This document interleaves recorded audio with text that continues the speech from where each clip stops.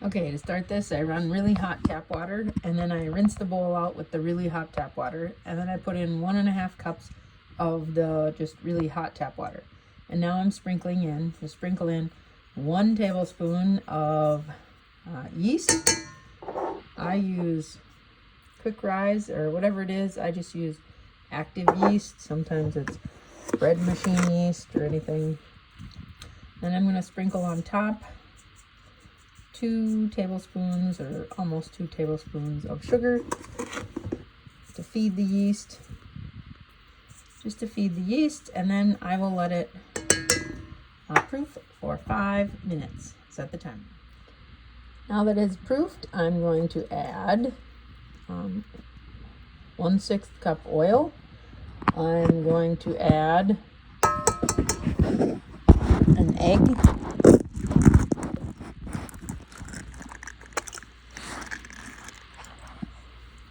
I'm going to add 2 cups flour and 1/2 tablespoon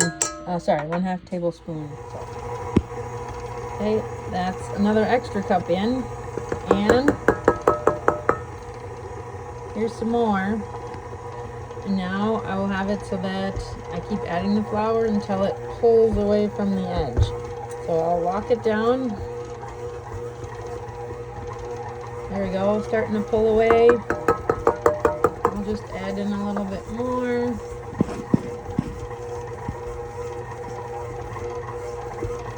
There we go, pulls away. Now I will change it to the dough hook. Okay, the dough hook is on. I scrape down the sides a little bit. I will lock it and then knead it.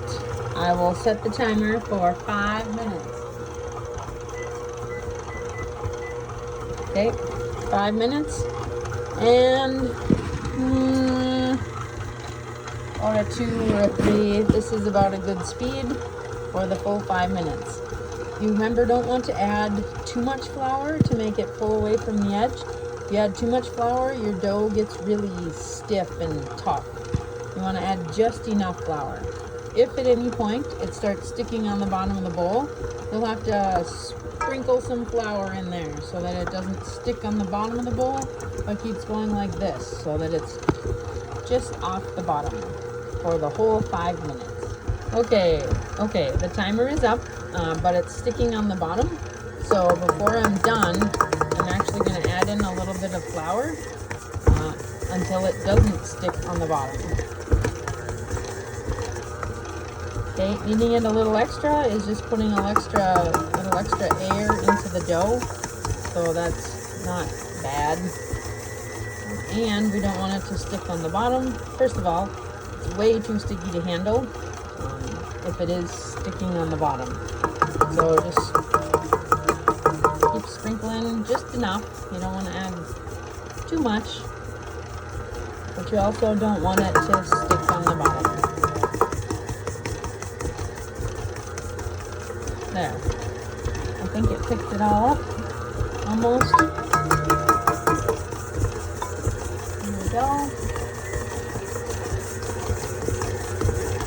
Picking up all the extra flour. We'll incorporate it in, and then we'll turn it off. Grease the bowl. There we go. Picked it all up, incorporated it all back in, and now I'm going to grease the bowl, shape it, and then I'll put saran wrap over the top to proof.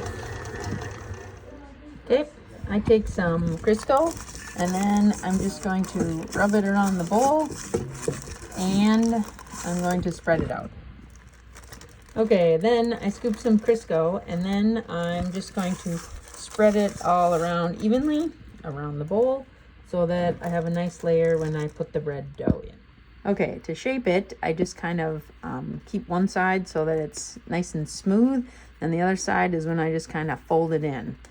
Okay, then you have a top, and this is the top that I put down into the bowl. I wiggle it around to actually cover the top with the oil, or in this case Crisco, whichever.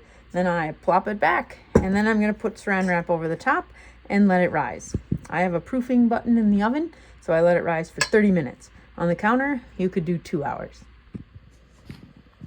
Okay, now I take it out of the bowl and put it onto my Silpat mat, and then I mush it into a rectangle, and then I use my plastic cutter and I cut it into 5 by 4. 5 by 4, so I just cut. This plastic cutter works great on the silicone mat. Okay, and then I'll finish cutting it. So I cut them all into squares first and then form them into balls. Okay, we're just going to make buns.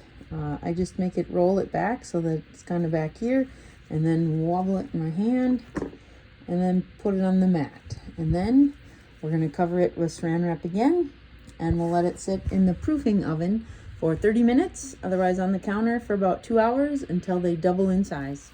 Okay, then take the saran wrap off after they've about doubled in size, and now they're ready to go in the oven at 375 for about 11 minutes, but sometimes it needs a little extra because they're not quite golden brown. So we cook them till they're done, not necessarily what the time is. There they go.